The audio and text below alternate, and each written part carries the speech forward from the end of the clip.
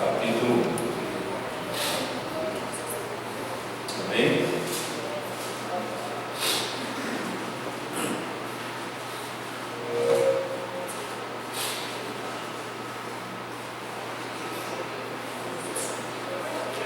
Todos acharam? Isso mesmo?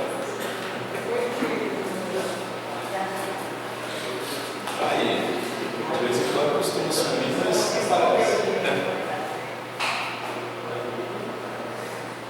Amém? Vamos lá?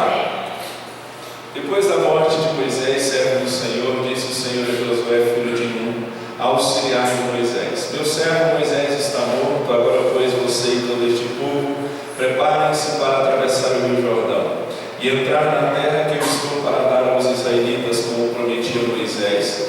Todo lugar onde puserem os pés eu darei a vocês. Seu território se estenderá do deserto ao Líbano e do grande rio, o Eufrates, toda a terra dos Hititas, até o mar grande no oeste. Ninguém conseguirá resistir a você todos os dias da sua vida. Assim como estive com Moisés, estarei com você, nunca o deixarei, nunca o abandonarei. Diga amém.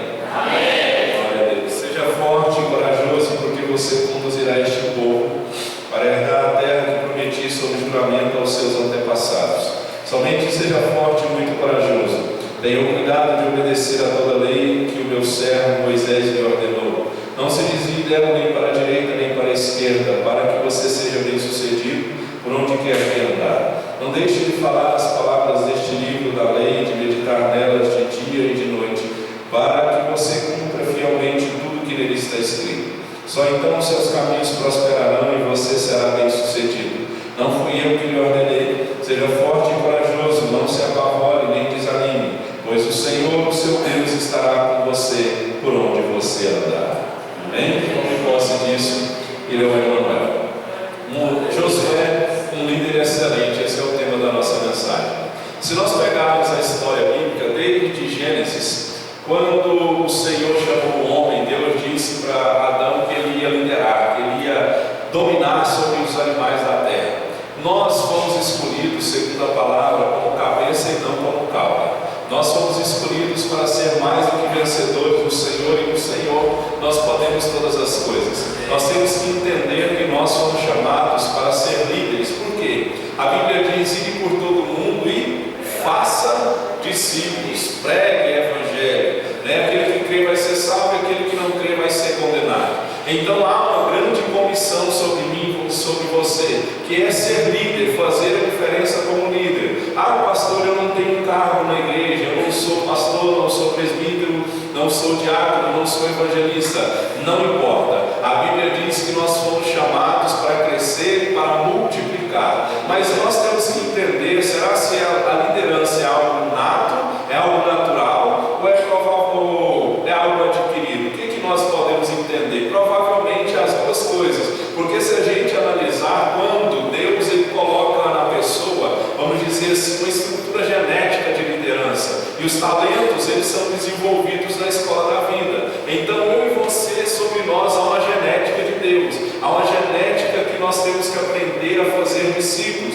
Nós podemos ver que muitas pessoas elas querem e até fazem cursos de administração para ser um bom líder, para exercer uma liderança bem de acordo com a vontade de Deus. Mas a gente tem que entender: a pessoa, se ela fizer um curso, mas se ela não tiver ali aquele chamado de Deus, ela não vai ser um bom líder. E nós precisamos aprender os princípios de líder, mas o verdadeiro significado de um líder, ele só é aprendido na prática.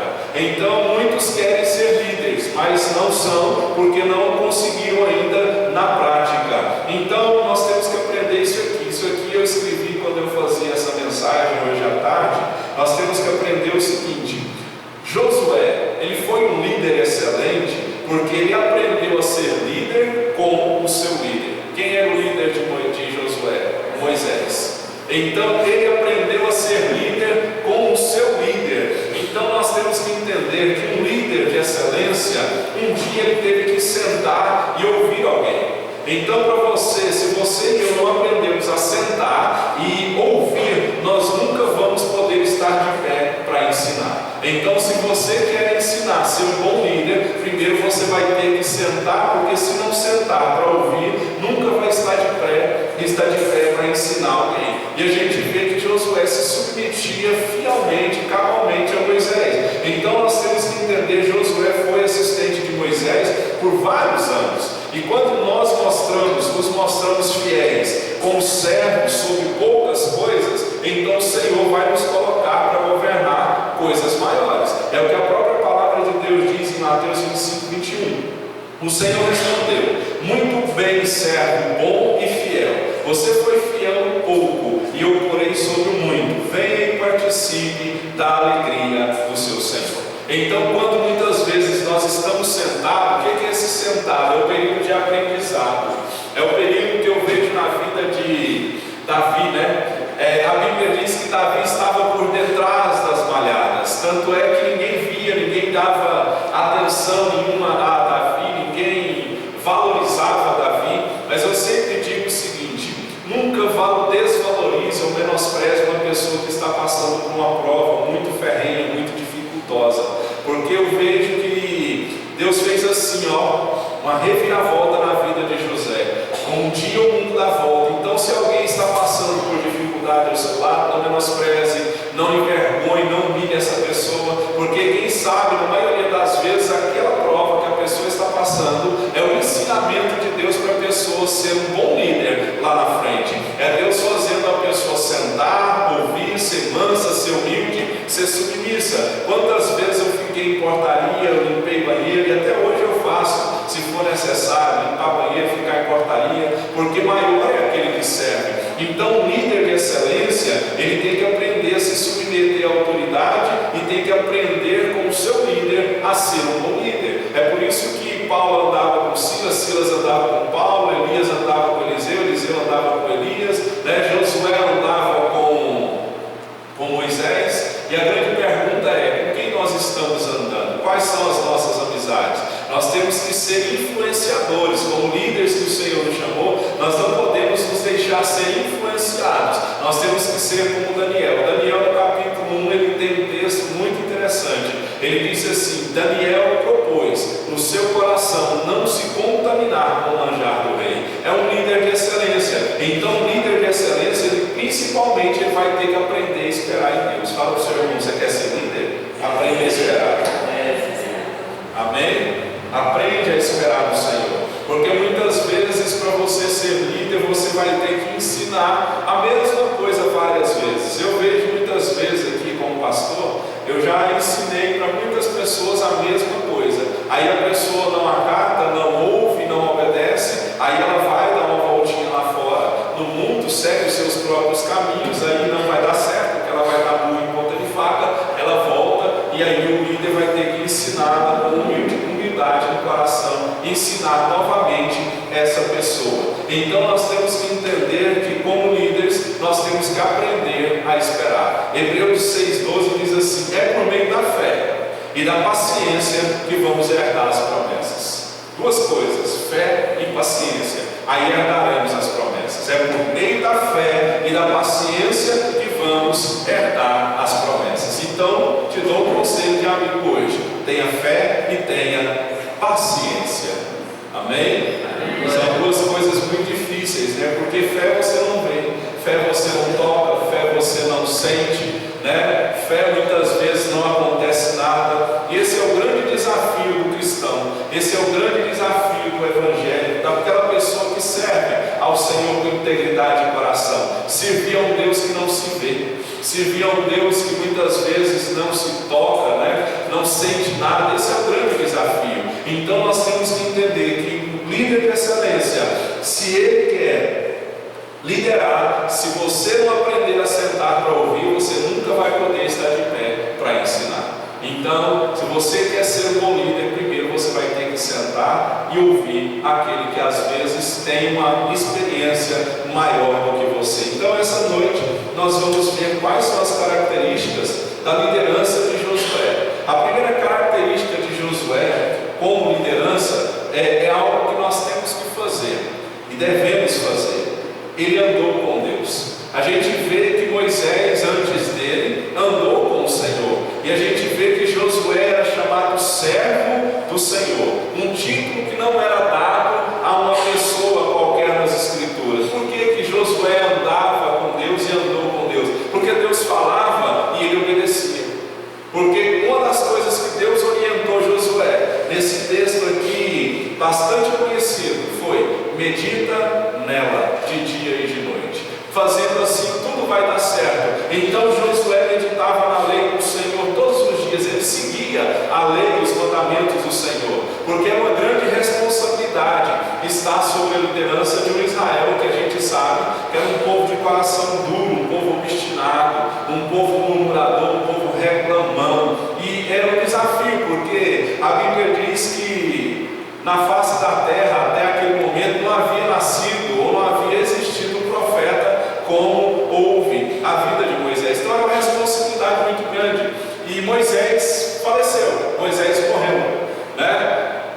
Eu li pregando sobre isso um tema diferente, e eu achei uma frase que dizia assim: Deus sepulta os seus obreiros, mas a obra continua. Então Deus sepulta obreiros. Nós vimos aí o caso do filho da Isla, né? Era um obreiro da seara do Senhor, mas o Senhor escolheu por bem levar aquele jovem de apenas 17 anos, né? E a mãe, a família, pelo que foi postado na internet, eles compreenderam e não questionaram, porque o texto que eles usaram foi: Deus deu e Ele mesmo tomou. Então eles entenderam, eles compreenderam a soberania de Deus. Então nós temos que aprender que Josué andava com o Senhor, e nós temos que aprender que esse andar significa concordar, comungar, harmonizar, combinar, compartilhar. Ou seja, para andar com Deus, nós temos que estar de acordo com Ele. Então, se Deus está falando uma coisa e eu não estou concordando com Ele, eu não estou andando com Ele, porque a Bíblia diz em Amós 3, verso 3: como andarão dois juntos se não tiver acordo? Então, como eu vou dizer eu estou andando com Deus se eu não estou concordando com a palavra de Deus? Entenda que a Bíblia não é para ser discutida, a Bíblia é para ser obedecida. Então, se está escrito aqui não, eu não tenho por que discutir, eu não tenho por que, e não tenho nem, como que eu posso dizer, não tenho nem argumentos, né, para questionar a palavra de Deus, porque ela é viva, ela é eficaz, ela é espada de dois gumes, ela vai, os céus e terra vão passar. Então significa estar com Ele. Esse andar com Deus não é simplesmente geográfico, de um lado para o outro. Esse andar com Deus é um estilo de vida, é uma expressão de comportamento. Hoje muitos dizem: eu ando com Deus, eu tenho Deus no coração, mas o estilo de vida da pessoa denuncia a pessoa. Eu sempre digo uma frase que eu aprendi: o nosso testemunho vai ser a Bíblia que muitos vão ler. Como anda o nosso testemunho lá fora? Se eu aqui dentro estou sendo uma coisa, lá fora eu estou sendo outra. Hoje eu vi um vídeo, a princípio eu pensei que era real, mas na realidade era uma encenação, era um teatro. Uma jovem, uma igreja, estava vendo um culto, e ela levanta, ela era filha do pastor, já até imaginei. Ela era filha do pastor. Pensei: se o Mateus fizer assim, você estava enrolado comigo. Olha lá. Ela levantou e começou a brigar com o pai na frente de todo mundo da igreja lotada, dizendo assim: você aqui dentro é uma coisa, mas lá na casa você é outra, você não respeita a minha mãe, você não me dá atenção, você é isso, você é aquilo. E eu falei, e o pastor caladinho, quietinho. E aí depois ela fica uns 5, 6 minutos falando isso, e a igreja não sabia. Aí depois ela fala: nada disso aqui é verdade, isso aqui é simplesmente um teatro. Aí ela foi, pegou na mão do pai, o pai beijou a mão dela, e depois ela trouxe um entendimento do que era o teatro. Ela diz: quantas vezes a nossa vida está sendo dessa forma? Dentro da igreja nós somos uma coisa, e lá fora nós somos outra pessoa.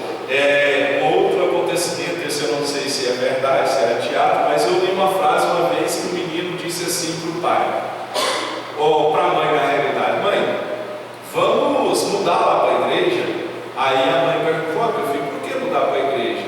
Não, porque lá na igreja meu pai é bonzinho, meu pai trata todo mundo bem, mas aqui dentro de casa ele é outra coisa. Então o primeiro ministério que você vai ter, entenda que é a sua família. O primeiro ministério que Deus vai te dar é cuidar da sua família, porque uma das como que fala? Deus exige para um bom obreiro, para uma pessoa que quer servir ao Senhor, é que ele tem que cuidar bem da sua casa. Como que ele vai cuidar de um rebanho se ele não cuida bem da sua própria casa? Então, primeiro resolva os seus problemas com a sua família, com a sua esposa, com os seus filhos lá na sua casa, para depois ser um bom obreiro. Porque hoje a gente vê que muitos querem ser obreiros. Eu sempre digo o seguinte: a obra de Deus, ela não é para voluntários. Vou te explicar por que ela não é para voluntários. Porque o voluntariado, o voluntário, quando ele está fazendo um voluntariado, uma ação social, alguma coisa, quando ele não puder, quando ele não quiser, ele não vai. Você concorda comigo? Ele não vai. Mas o que é chamado por Deus, e tem convicção dessa chamada, mesmo quando ele não quiser ir, mesmo quando ele não puder ir, ele vai ter que ir. Porque há algo nele, o Espírito Santo de Deus revelou algo no coração dele. Então existe uma grande diferença entre voluntariado e ser chamado por Deus. Hoje muitos se dizem voluntários da obra do Senhor, mas fazer a obra do Senhor não é só a hora que eu quero, não é só a hora que eu posso, não é só a hora que eu estou bem comigo mesmo. Imagine você se eu fosse pregar a palavra só quando estivesse tudo bem comigo. Eu não pregaria. Porque muitas vezes, como homem, eu estou cansado fisicamente, espiritualmente, emocionalmente, enfrentando problemas. Então a gente, quando sobe aqui, os problemas são deixados para trás. Então nós temos que entender que esse andar aqui não é simplesmente geográfico, de um lado para o outro. É andar de um modo, andar com Deus é um modo, um estilo de vida, uma expressão de comportamento. Então, eu não posso ser uma coisa aqui dentro e lá fora, ser outra coisa. Pergunta para a pessoa: como anda seu testemunho lá fora?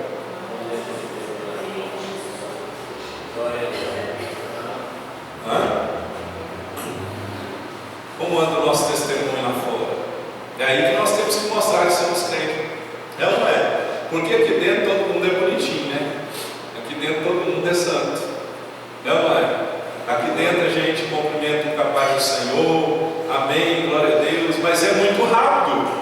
E você pode ver quando junta, eu já vi isso muito em retiro, em encontro, onde junta muita gente, muito evangélico por alguns dias, vamos supor 4 dias, 3 dias é o máximo.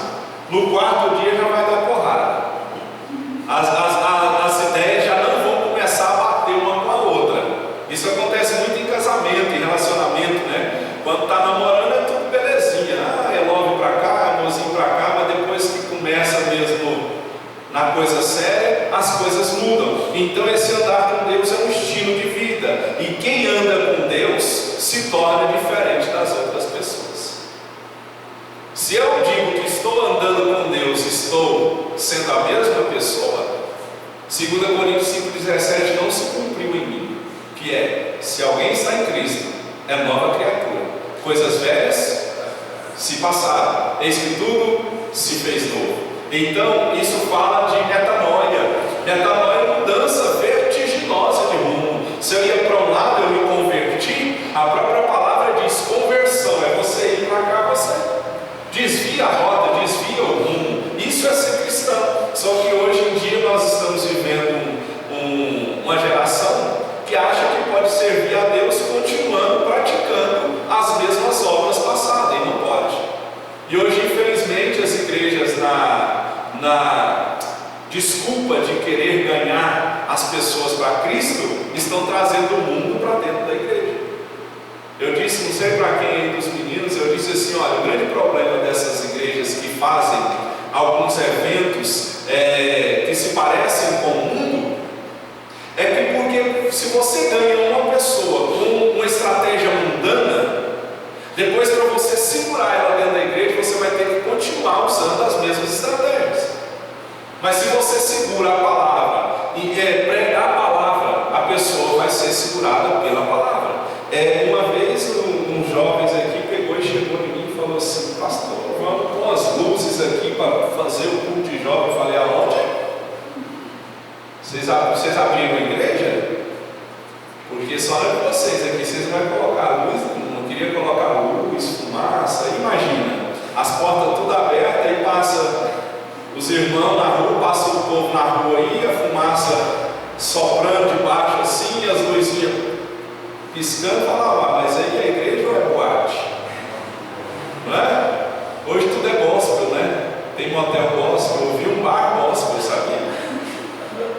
Procura na internet, bar gospel, só não tem bebida alcoólica, mas é um bar gospel. Não estou te proibindo de ir em lugar nenhum, não. Mas hoje em dia há tanta coisa, imagina um bar gospel. Diz que tem motel gospel, sex shop gospel. É só procurar na internet, irmão. E tem também um negócio chamado inferno gospel. Né? Tem um negocinho chamado inferno gospel. Então, andar com Deus é andar em santidade. É propor no coração não se contaminar com as coisas do mundo. Então, nós não podemos conviver e viver, né? Nós estamos no mundo, mas não somos influenciados pelo mundo. A nossa influência vem da palavra. E a gente pode ver que Noé andava com Deus, Abraão, Isaac, né? Enoque andou com Deus, foi levado para o céu. Então, é andar com Deus. Esse andar com Deus, né? É andar segundo o Espírito. O Espírito Santo. Eu vi um vídeo hoje muito engraçado. É o namoro, se fosse um namoro pentecostal. Aí tá o rapaz, ele chega dia dos namorados, leva uma flor para a menina e tá só os dois dentro de casa. Aí o rapaz é o mais crente, a menina tá mais desviada pelo vídeo. Aí ela pega os dois no sofá e fala assim, varô, vamos assistir um filme aí. E ela põe lá e os dois começam a beijar e tal. Aí ele viu que o negócio esquentou e ele, opa, esse fogo que você está nele aí, varô. Ele chama e fala, querida, esse fogo que você está nele é fogo estranho. Você vai me fazer ir para o inferno. Aí ele vira para ela e diz assim, você está achando que o que corre aqui na minha veia é óleo de unção, é azeite? Não, eu sou carne. Então você chega para lá, senão eu não vou pecar. Esse é o sentido do vídeo. Então a gente tem que entender, a Bíblia diz assim, 2 Coríntios 6,14, como que Deus vai caminhar com alguém que vive em pecado? Aí você fala assim, pastor, eu sou pecador, também sou. Bem-vindo ao clube. Nós somos pecadores, isso é fato. Enquanto é fato, não existe argumento. Mas existe uma grande diferença entre ser pecador e viver na prática do pecado. Eu sempre digo que é a mesma coisa que você ter um talão de cheque. Você sabe que no banco não tem um centavo, mas você pega e passa cheque. O que vai acontecer? Uma hora o negócio vai estourar. Assim é a pessoa que sabe que não tem, vamos dizer, crédito com Deus e está vivendo a prática do pecado. O negócio, um dia, meu irmão, o tapete fica tão cheio que a gente tem uma tendência a jogar tudo debaixo do tapete. Vai ficar tão cheio, mas tão cheio, que Deus vai falar, agora você vai viver a consequência do seu pecado. Então, como Deus vai caminhar com alguém que vive em pecado? E muitos se desculpam dizendo assim, mas pastor, nós vivemos na época da graça, não é lei não. Sabia que na época da graça é mais difícil que na época da lei? A graça é mais difícil porque a graça nos dá liberdade. Você já percebeu que quando se tem uma lei, se impõe uma lei e transgredir essa lei se torna pecado? Se eu disser como pastor para você, não pegue aqui, você pegar aqui, você está pecando. A gente vai ficar agoniadinho para vir e pegar. Pecou. E tem gente que na hora que acabar o culto vai vir aqui.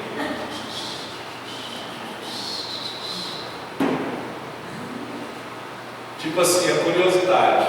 Então, como que Deus vai andar com alguém que vive em pecado? Paulo disse a seguinte coisa, seguinte texto, em 2 Coríntios 6, 14 e 15. Não se ponham em julgo desigual com descrentes, pois o que tem em comum a justiça e a maldade? Ou que comunhão pode ter a luz com as trevas? Que harmonia entre Cristo e Belial? Que há de comum entre o crente e o descrente? Não existe comunhão com luz com as trevas. Depois ele diz assim, João disse, se afirmarmos que temos comunhão com Ele, mas caminharmos nas trevas, somos mentirosos e não praticamos a verdade. Então, se eu afirmo que eu tenho comunhão com Deus, mas caminho nas trevas, eu sou mentiroso e não pratico a verdade. E Josué andou com Deus. ele obedecia a Deus. Então, se vivemos no Espírito, andemos também no Espírito. Só tem duas formas de ser crente: andar no Espírito ou andar na carne. Não tem outro modo. Você já viu que a Bíblia diz, dá a entender que não tem meio termo? Não tem negócio em cima do muro? Ou é ou não é. E passar disso, procedência do maligno. Então, pergunta para o seu irmão: você é crente ou não é?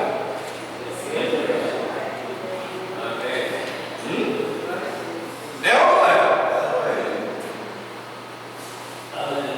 Você é crente ou não é? Eu sou crente ou não sou? Porque se eu sou cristão, se eu sirvo a Deus, as minhas atitudes têm que testificar que eu sirvo ao Senhor. Amém? Eu amo você. Vamos mudar o disco aqui, porque estava ficando mais pesado, né? Eu ver as pessoas vai baixando a cabecinha assim, né? Na verdade, ela machuca, mas a Bíblia diz que leais são as feridas daquele que ama. Outra coisa que Josué fez, ele foi corajoso. No começo da caminhada do ministério de Josué, Deus falou para ele várias vezes, se não me engano 4 vezes, que ele precisava ser corajoso. Um líder é preciso, para ele ser bem sucedido, ele tem que ter coragem. Porque ele tem que ter coragem para se manter firme naquilo que ele acredita, naquilo que ele tem como revelação da palavra. Ele tem que ter coragem para fazer aquilo que Deus quer dele. Então você vai ter que ter coragem. Porque muitas vezes vai ter que ter coragem. Porque Deus vai pedir muitas vezes coisas para mim e para você que contradizem a sociedade, que contradizem a família. Paulo disse em Atos, ele disse assim: é melhor obedecer a Deus do que obedecer aos homens. E se Deus te pedir alguma coisa que vai contra a sua família, que vai contra aquilo que a sua família acha certo, quem que você vai escolher? Isso acontece muito quando a pessoa vai batizar nas águas, né? Porque tem uma religiosidade por trás do batismo, e a pessoa às vezes foi batizada na igreja católica e ela fala: eu vou me batizar. A família se levanta e diz: não, que você não pode, mas tem que ser batizado conforme a palavra. Então, bravura, segundo o general Mark Bradley, ele disse assim: é a capacidade de ter um desempenho adequado quando se está morrendo de medo. Isso é bravura. É quando você está morrendo de medo, mas você tem um desempenho adequado. Hoje eu passei por uma situação que eu nunca havia passado, né? Os irmãos têm ciência que é a primeira vez que eu fui na televisão, estava em entrevista lá. E eu cheguei lá e, vamos, Deus é comigo, tal, mas por dentro, o coração estava a 1000. Mas sentei lá e falei. E eu creio que foi mesmo, porque quem estava ouvindo disse que foi bom, então foi para a glória de Deus. Então, o que é bravura? É você estar cheio de medo, mas você tem um comportamento adequado com a fé que Deus te deu. É o que disse Davi. Ele disse ao gigante Golias: tu vens a mim com pau, com pedra, com espada, mas eu vou a ti em nome do Senhor dos Exércitos. Você acha que Davi não estava com medo do Golias? Ele era um homem comum qualquer. Você acha que Abraão não estava com medo de levar o seu filho Isaac para ser sacrificado no monte? Você sabia que existe um medo benéfico? Qual que é o medo benéfico? Você sobe um prédio muito alto. Você chega ali na beirinha. Opa! É aquele medo que te impede de fazer e de ir além. Esse medo é benéfico. Mas tem um medo maléfico, tem um medo que é ruim. Por que ele é ruim? Porque é aquele medo que nos aprisiona, é aquele medo que nos impede de viver pela fé, é aquele medo que nos impede de tomar posse da promessa do Senhor. Você vai ter que ser corajoso, porque para ser um líder, liderança existe risco. Vida com Deus é viver na linha de risco. Viver com Deus é você não ver. Então, se você tiver medo da vida do ministério, jamais você vai realizar alguma coisa para o Senhor.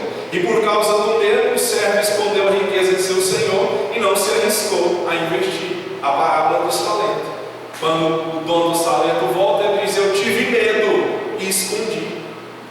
Quantas vezes nós não falamos um simples Jesus te ama, que Deus colocou no nosso coração para alguém? O que é que nós pensamos? Será se isso vem de mim? Você já pensou isso? Quem já pensou isso? Você pensa assim: será se isso é meu? Ou será se isso é de Deus? Irmão, não questione. Quando é de Deus, você vai e fala. Esses dias para trás, eu já disse isso aqui, eu estava aqui no som aqui, tinha uma irmã liberando o bebedouro. E eu disse, o Espírito Santo falou: vai lá. Peguei e fui. Sabia nem o que era. Cheguei lá, Deus manda dizer para você, que eu não sabia.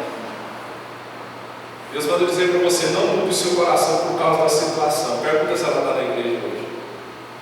Ouviu? Crônicas diz assim: creem nos seus profetas e vocês vão prosperar. Então nós temos que aprender a ter coragem. E a coragem de Josué não era só no campo de batalha, porque ele tratou do pecado do povo de Israel. E nós temos que entender o seguinte: vai ser necessário mais coragem para você encarar os que estão ao seu redor do que o inimigo. Você já viu que os inimigos são os da própria casa, os da própria família? Você já viu isso?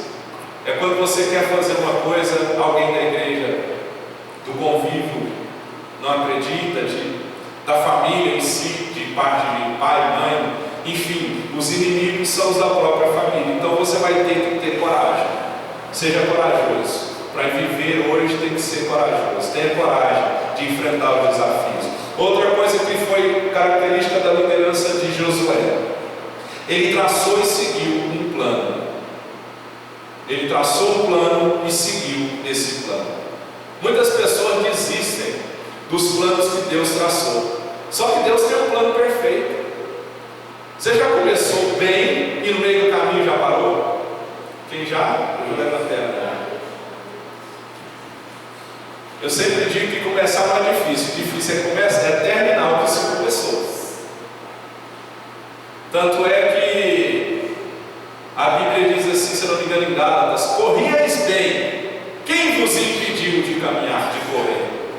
Começou bem, mas parou no meio do caminho. É o que o profeta Abacuque diz no seu livro. Ele diz: Senhor, aviva a tua obra com o passar dos anos. Porque com o passar do tempo a gente vai ficando desanimado, vai ficando cansado. A gente tem que entender que a conquista de Canaã, através da liderança de Josué, não foi de forma aleatória, foi planejada. Porque para realizar alguma coisa do Senhor, tem que ter planejamento e estratégia. E nós temos que entender esse provérbio romano aqui, ó. Quando o navegador não sabe para qual porto está rumando, nem o vento é o vento certo. Não sabe para onde vai, nem o vento é o vento certo. Agora, quando você tem um foco, tem uma meta, Paulo disse o seguinte: esqueça das coisas que para trás ficaram e prossigo. Prossigo para o alvo. A pergunta é: qual é o seu alvo? Qual é o meu alvo? Qual é a meta que você traçou no seu coração? Será se essa meta já não morreu? Esse sonho não foi engavetado, não foi deixado de lado? Porque se você não sabe para que porto está arrumando, para que porto você está indo, nem o vento vai ser certo. Mas quando você sabe o local, a meta sua, bate um vento para cá. Se essa é a sua meta, você falou: opa, esse é o vento que eu tenho que pegar, é para lá que eu vou. Então é por isso que nós temos que aprender a ter alvo, a ter meta, a ter foco. Eu e minha esposa, às vezes, quando a gente vai comprar alguma coisa no supermercado, aí a gente pega e... Você já viu que você vai no supermercado comprar uma coisa e você sai de lá com 5? Já foi no supermercado desse jeito? É igual quando você vai pagar uma prestação, né, nessas lojas de departamento. Você já percebeu que o caixa é sempre no final da loja? Estratégia de marketing. Por quê? Você atravessa toda a loja para comprar. Aí você passa: nossa, que bolsa bonita, olha que sapato, oh, glória. Nossa, esse sapato ia servir no meu pé certinho. Veio pagar uma prestação, aí volta, vai lá, paga a prestação. Na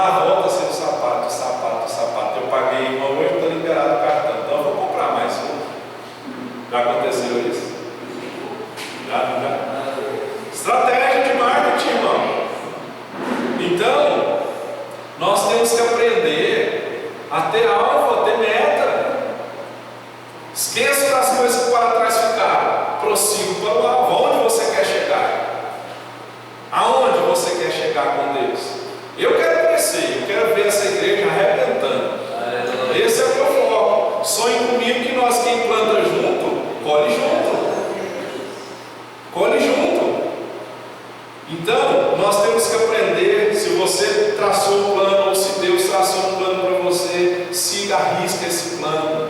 Porque Jericó foi conquistada, Canaã foi conquistada através de um plano. A estratégia de Deus muitas vezes vai ser loucura. Imagina você derrubar a parede, rodeando a parede, e no sétimo dia você grita. É loucura. Imagine derrotar um gigante de 2 metros e tanto de altura com uma pedrinha. É loucura.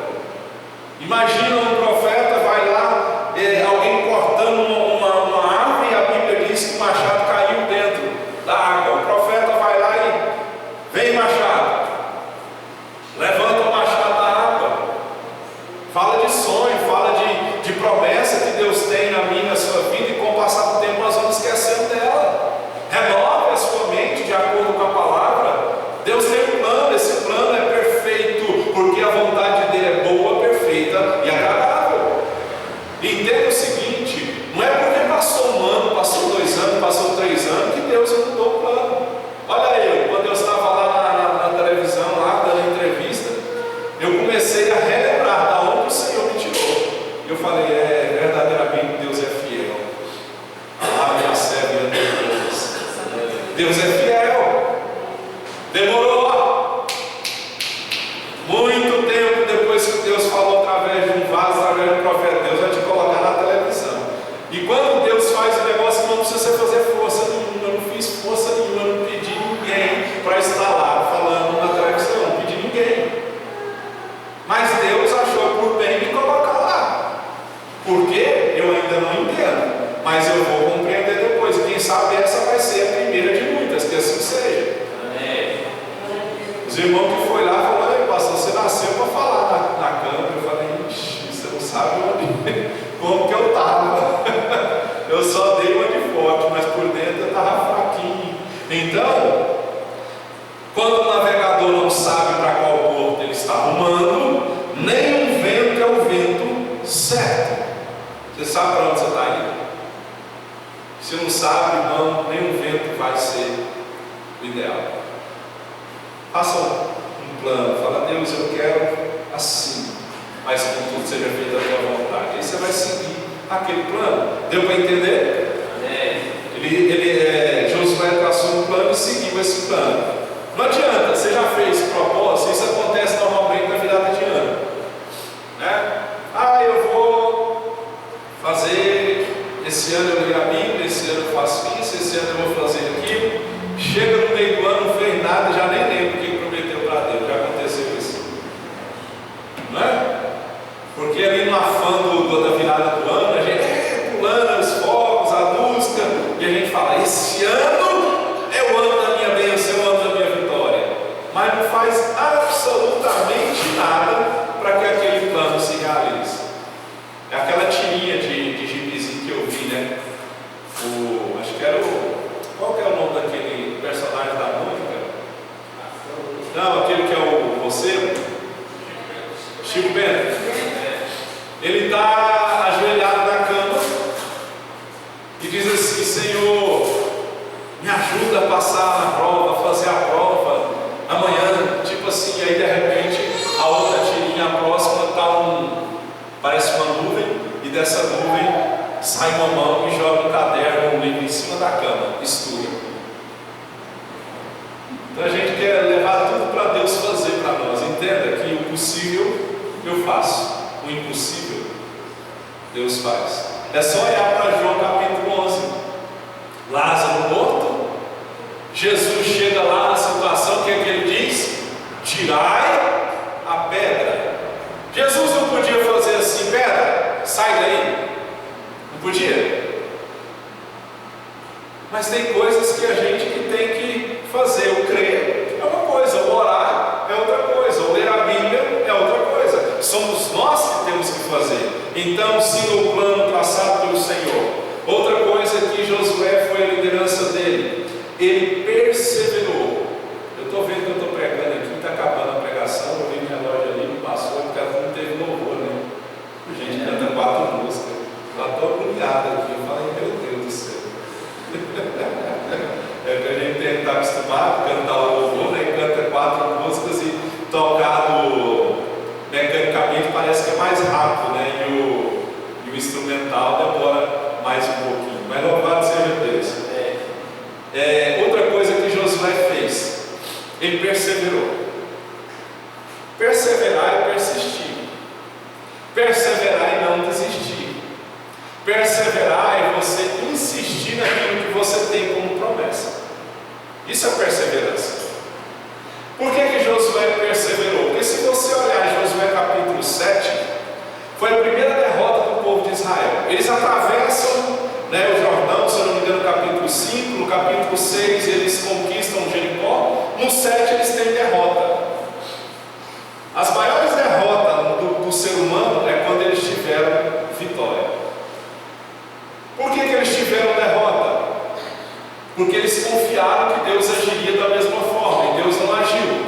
E quando Josué foi derrotado na cidade, a cidade chamava Ai, Josué admitiu a sua derrota, e ele buscou o Senhor. Entenda, amados, que ser líder, ser cristão, nós vamos ter que muitas vezes aprender a lidar com uma derrota. Nem tudo vai dar certo. Fala para o seu irmão, nem tudo vai dar certo. Nem tudo. Se você tem esse pensamento de que tudo vai dar certo, não. Tem coisas que não vão dar certo. E você e eu vamos ter que aprender a lidar com a derrota. Só que perder ninguém gosta. Você gosta de perder? Tem gente que você quer testar o crente para ver se ele gosta de perder ou não, ou sabe lidar com a derrota, é ser um retiro. Na gincana você descobre quem é quem. A gente já fez retiro aqui, irmão, e quase deu porrada no bom sentido. Porque tem gente que não aceita perder. Quem não aceita perder, ele sempre vai tentar achar uma desculpa. Mas graças a Deus que os retiros sou eu que organizo, e a gincana sou eu também que organizo e faço a gincana. E quando eu falo assim, este time ganhou, eu sou pastor, não é? Eu já vi outras pessoas liderando. Quando não é uma pessoa, vamos dizer assim, um pastor, um líder, quando é uma pessoa que não tem um cargo, uma posição dentro da igreja, aí as equipes montam em cima. Então, muitas vezes nós vamos ter que aprender a lidar com a derrota. Quem já perdeu aqui? Quem já sofreu derrota aqui? Tem que aprender. Você morreu? Não morreu. Você está de pé. Doeu muito. Chorou muito. Porque muitas vezes a derrota ela vem porque nós confiamos em pessoas e ficamos decepcionados. Pessoas nos decepcionam, irmão. Já fiquei muito decepcionado com pessoas na obra do Senhor. E com certeza absoluta eu também decepcionei muitas pessoas. Porque nós somos falhos. Então muitas vezes ficamos frustrados, porque a vida não é feita apenas de vitória. Não é feita. Vamos pegar um esportista, aquele Anderson Silva, aquele lutador de MMA. Ficou na liderança muitas vezes. Hoje ele nem lutando mais está tentando voltar a lutar. Então, olha o que Henry Ford, o criador da Ford, disse: o insucesso é apenas uma oportunidade para recomeçar de novo com mais inteligência. O insucesso é apenas uma oportunidade para recomeçar de novo com mais inteligência. Não, deu errado? Recomeça de novo com mais inteligência. Opa, esse caminho aqui deu errado, eu fiz assim, deu errado. Eu lembro bem que quando eu comecei a organizar, porque a gente congregava em outra igreja, e tinha retiro, encontro, e eu participava, mas não participava da organização do evento. E para você organizar um evento para 50, 60, 100 pessoas, você tem que saber a quantidade das coisas, de comida, de refrigerante, de tudo. Você tem que saber. Quando eu comecei a fazer aqui na nossa igreja, organizar esse tipo de coisa, meu irmão comprava tanta coisa.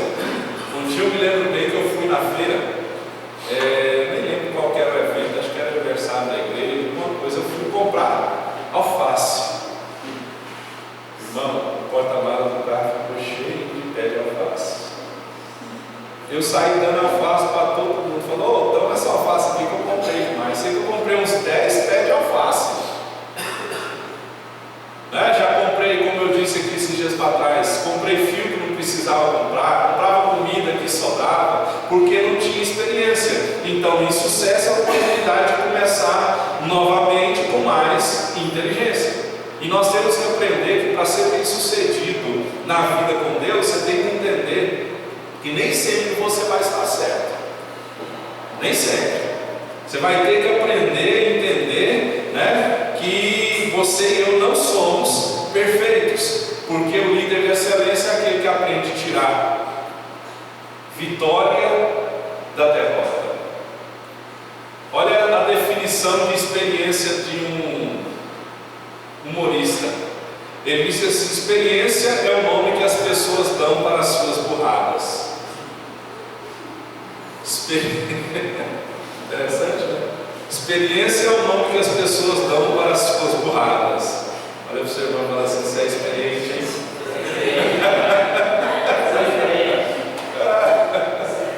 Você é muito experiente, irmão. Eu também sou muito experiente. Já dei burrada demais na vida, né? Porque a experiência é uma professora severa. Ela nos dá a prova primeiro e depois nos ensina a lição.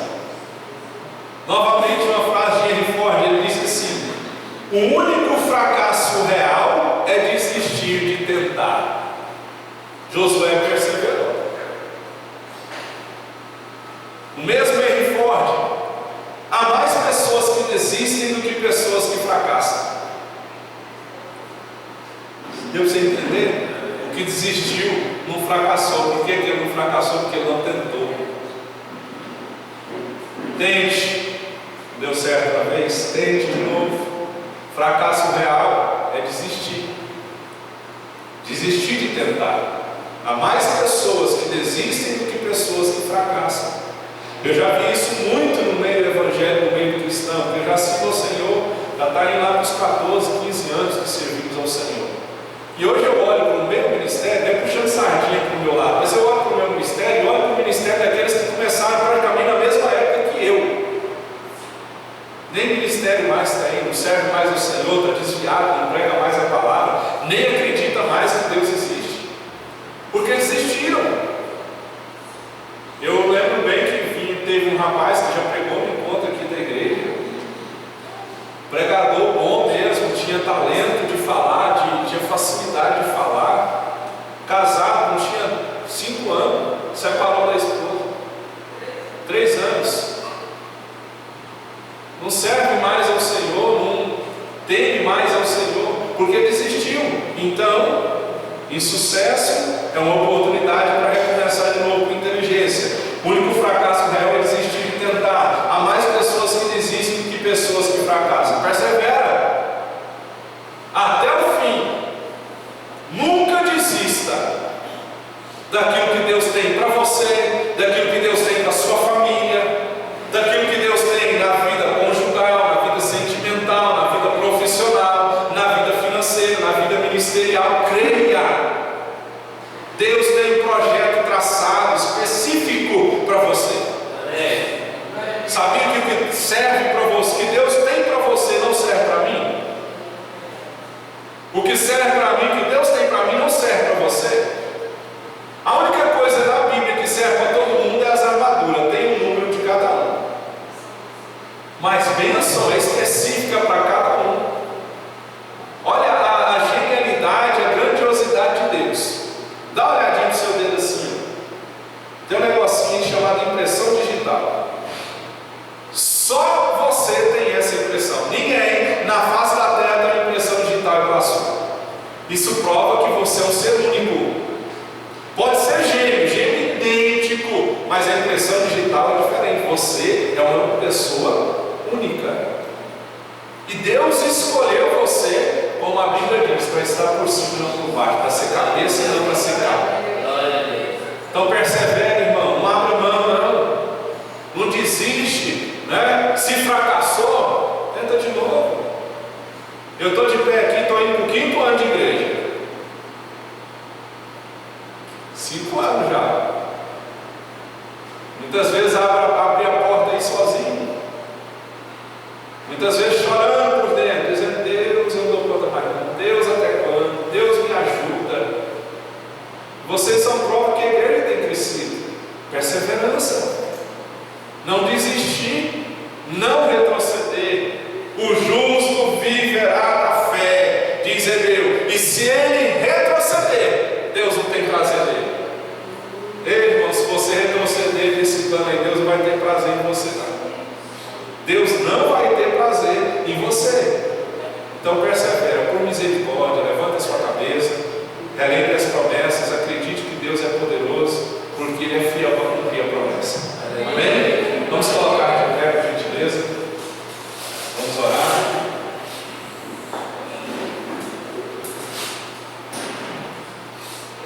Amém?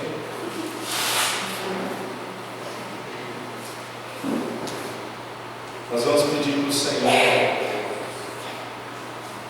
nos ajudar a andar com Ele, a ser corajoso, a perseverar e a seguir o plano traçado por Deus. Eu não sei qual tópico mais falou com você, mas uma coisa eu tenho certeza: Deus falou. Amém? Então vamos orar, vamos clamar ao Senhor. Amém? Se você tem pensado em retroceder, não está conseguindo ter coragem de andar com o Senhor, clame aí, peça a Deus para te ajudar nessa caminhada, que eu sei que é difícil, mas não é impossível. Meu Deus, a Ti seja a honra, a Ti seja a glória. Aqui, ó Deus, estamos em nome de Jesus, o Teu Filho, clamando, ó Deus, para sermos líderes excelentes, como foi, ó Deus, Josué. Ele andou com o Senhor, ele perseverou na fé, ele, ó Deus, traçou um plano, seguiu esse plano, ele foi corajoso. Que em nós, ó Deus, venhamos ter essas mesmas qualidades que Josué obteve.